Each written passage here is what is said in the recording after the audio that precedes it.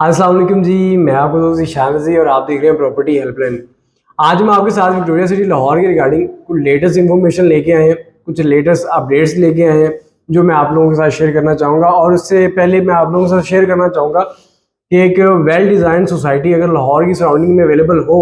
तो उसमें कौन कौन से फीचर्स होने चाहिए जो कि एक नॉर्मल सिटीज़न है जो चाहता है। सबसे पहले जोन सी भी सोसाइटी आप जिसमें घर लेने जा रहे हैं, जिसमें आप प्लॉट लेने जा रहे हैं या इंस्टॉलमेंट पे भी इवन प्लॉट लेने जा रहे हैं, आप उनकी सबसे पहले देखेंगे जो उसका डेवलपर है उसकी क्या रेप्यूट है मार्केट में। और अगर तो वो सोसाइटी ऑलरेडी बन चुकी है या उनका कोई पहले प्रोजेक्ट आ चुका है तो आपने सबसे पहले ये देखना है क्या वो सोसाइटी सिक्योरिटी का निज़ाम अच्छा देती है। सीसीटीवी कैमराज इसमें आ जाते हैं, ठीक है, सीसीटीवी सर्विलेंस आ जाती है। उसके बाद सिक्योरिटी का जो स्टाफ है वो कितना ट्रेंड है,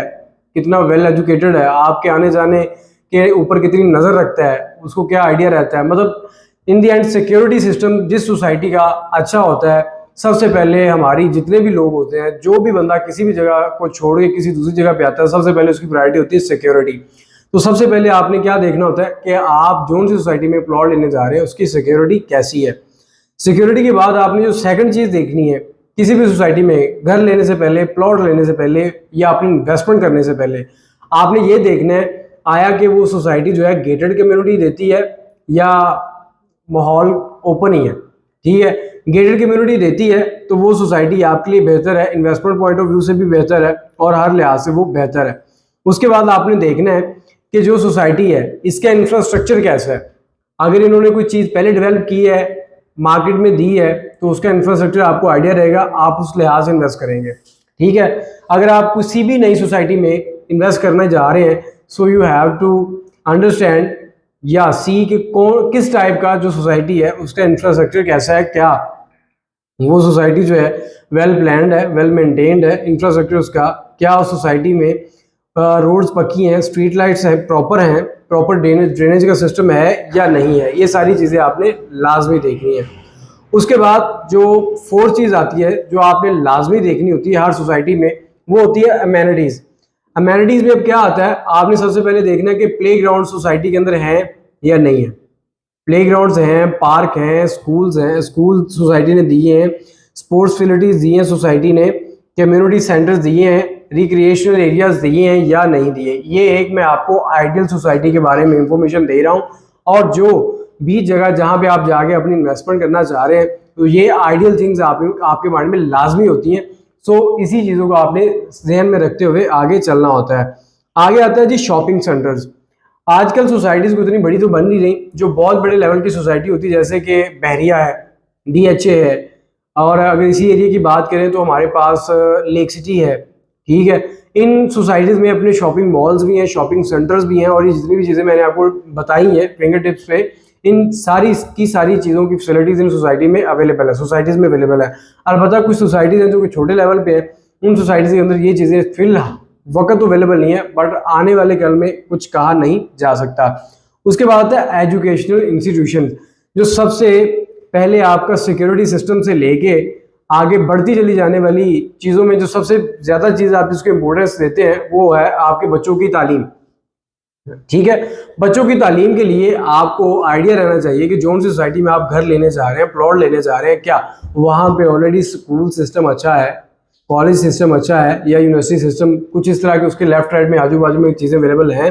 ताकि कल को अपने बच्चों को पढ़ाने के लिए आपको कोसों मील दूर ना भेजना पड़े। ये चीज़ें आपने अपने माइंड में रखनी है। उसके बाद छोटी मोटी डिस्पेंसरी, हेल्थ केयर फैसिलिटीज़, ये भी एक सोसाइटी का पार्ट होना लाजमी है जो उनसे सोसाइटी में आप घर लेने जा रहे हैं।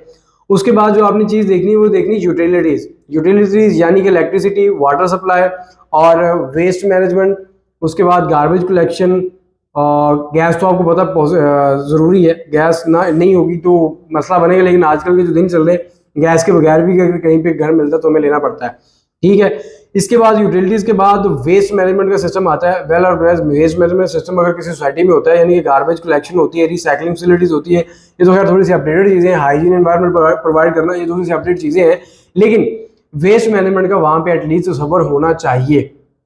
उसके बाद कनेक्टिविटी, सबसे जो मेन चीज़ है, जैसे कि अभी हम खबानी मीर में बैठ के वीडियो रिकॉर्ड कर रहे हैं, खैबानी मीन की जो कनेक्टिविटी है वो बहुत अच्छी है। लाइक इस सामने रिंग रोड है, डिफेंस रोड है, पाइन एवेन्यू रोड है। आप अंदरूनी लाहौर जाना हो तो डिफेंस रोड आपको ले जाता है, रिंग रोड ले जाता है, ठीक है, या पाइन एवेन्यू रोड से होते हुए आप चले जाते हैं, नहर पे चले जाते हैं और उससे आगे ऑनवर्ड आप पूरे लाहौर का चक्कर काट सकते हैं सिर्फ और सिर्फ एक लोकेशन से। इसी तरह लेक सिटी है, DHA रैबर है, विलेंशिया है, मतलब ये सारा एरिया इसी के अंदर फाल करता है, तो इसकी कनेक्टिविटी बहुत अच्छी है। आपका मोटरवे करीब होना चाहिए, ठीक है, रिंग रोड करीब होना चाहिए, और आपके जो ऑफिस का रास्ता, सबसे जो बड़ी बात है जहाँ पे आप जॉब कर रहे होते हैं, ठीक है, तो ये सारी चीज़ें आपने अपनी ऑब्जर्वेशन में रखनी है, ताकि कल को कोई चीज़ बाय करते हुए, प्लॉट, घर, वट या अपनी इन्वेस्टमेंट ही करते हुए कुछ चीज़ें आपको माइंड में रखनी पड़ती है कि आप अगर जिस चीज़ में इन्वेस्ट करना चाहते हैं आपका वहाँ पे बन रहा है, ठीक है, आपका माइंड बन रहा है कि यार मुझे यहाँ पे चीज़ को बाय करनी चाहिए, तो उसके अंदर क्या क्या फैसिलिटीज़ आप देखना चाहेंगे अपने लिए, और वही आप अगर इन्वेस्टमेंट भी करते हैं तो ये चीज़ें आपको लाजमी देखनी है। अच्छा जी, इसके अलावा नेक्स्ट चीज़ कनेक्टिविटी की बात आती है लैंडस्केपिंग एंड ग्रीनरी।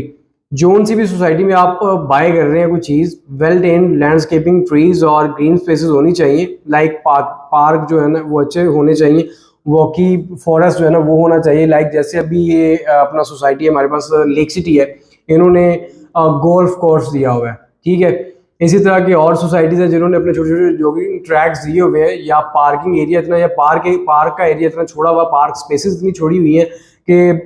घर के सामने पार्क आ जाता है, या एक गली छोड़ के दूसरी तीसरी गली में पार्क आ जाता है। तो आजकल की सोसाइटीज़ में ये बड़ी नॉर्मल चीज़ है, ये सबसे पहले आपने मेंटेन रखना है, ताकि गली मोहल्ले और सोसाइटी में डिफरेंस भी आपको आइडिया अच्छे से होता रहेगा।